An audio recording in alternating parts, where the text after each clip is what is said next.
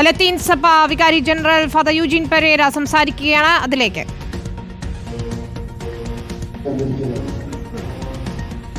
ഈ പ്രതിഷേധ ഗാഥ സംഘടിപ്പിക്കുന്നതിനെ കുറിച്ച് പ്രഥമ ആലോചന നടത്തിയത് ഇന്നലെയാണ്.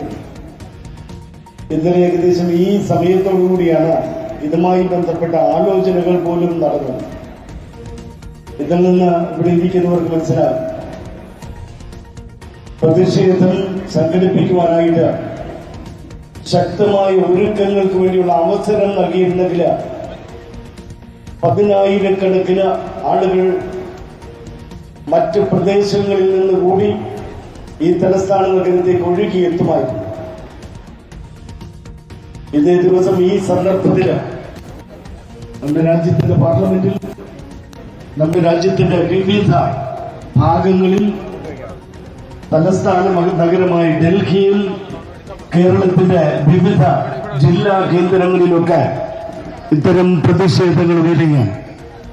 കാരണം നമ്മുടെ പ്രിയപ്പെട്ട ഈ രാജ്യത്തിന്റെ അശരണരുടെയും ആലംബഹീനരുടെയും ആതുര ശുശ്രൂഷ, ആരോഗ്യ ശുശ്രൂഷ, വിദ്യാഭ്യാസ പ്രവർത്തനം,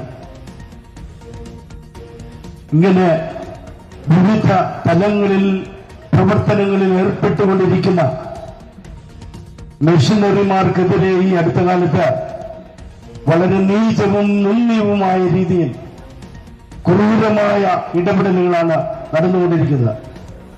നമ്മളെയൊക്കെ വളരെ വേദനിപ്പിക്കുന്നത് ഒരു കുറ്റവും ചെയ്യാത്ത 2 സന്യാസിനിമാരെ അന്യായമായ കുറ്റങ്ങൾ ചാർത്തി മതപരിവർത്തനം, അതുപോലെ തന്നെ ഈ പറഞ്ഞിരിക്കുന്നത് പോലെ മനുഷ്യക്കടത്ത് തുടങ്ങിയ വളരെ ഗൗരവമേറിയ കുറ്റങ്ങൾ ചാർത്തിയാണ് ഈ സഹോദരിമാരെ അറസ്റ്റ് ചെയ്തിരിക്കുന്നത്. ഇതിനകം തന്നെ പല കോർണറുകളിൽ നിന്നും ഭരണ സംവിധാനത്തിൽ നിന്നൊക്കെ ഇത് ശരിയായ നടപടിയല്ല എന്നുള്ള അഭിപ്രായമുണ്ട്. യഥാർത്ഥത്തിൽ ഭരണകൂടം തീരുമാനിക്കുകയാണെങ്കിൽ ഒരു ഉത്തരവിലൂടെ ഇവർക്കെതിരെ ചുമത്തിയിരിക്കുന്ന കുറ്റങ്ങൾ മുഴുവനും പിൻവലിക്കാൻ സാധിക്കും. ഈ സഹോദരിമാരെ അന്യായമായ തുറങ്കിൽ നിന്ന്, തടവറയിൽ നിന്ന് മോചിപ്പിക്കാൻ സാധിക്കും. അങ്ങനെ അന്യായമായ തടവറയിൽ ഈ രാജ്യത്തിന്റെ ഭരണഘടന ഉയർത്തുന്ന ജനാധിപത്യ മതേതര മൂല്യങ്ങൾക്കൊക്കെ വിരുദ്ധമായി നടന്ന കയ്യേറ്റമാണ്. ഇത്തരം സന്ദർഭങ്ങളിൽ ധീരമായി പ്രതികരിക്കാതിരുന്നാൽ എന്തും ഈ രാജ്യത്ത് ആരോടും ചെയ്യാമെന്ന ഒരു സമീപനം വളർന്നു വരും.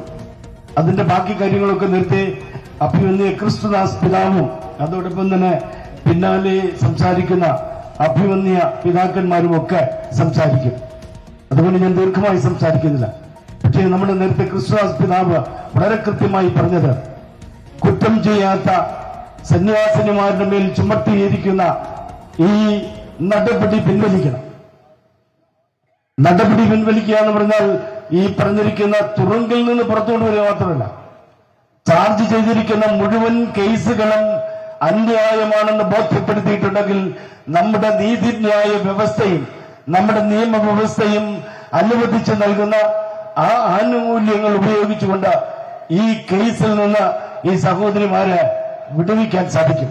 അത്തരം നടപടി ബഹുമാന്യനായ നമ്മുടെ രാജ്യത്തിന്റെ പ്രധാനമന്ത്രിയും നമ്മുടെ രാജ്യത്തിന്റെ ആഭ്യന്തരമന്ത്രിയും അടിയന്തരമായി ഇടപെട്ട് ഈ രംഗത്ത് നടപടി ഉണ്ടാക്കണമെന്നാണ് അഭ്യർത്ഥിക്കുന്നത്.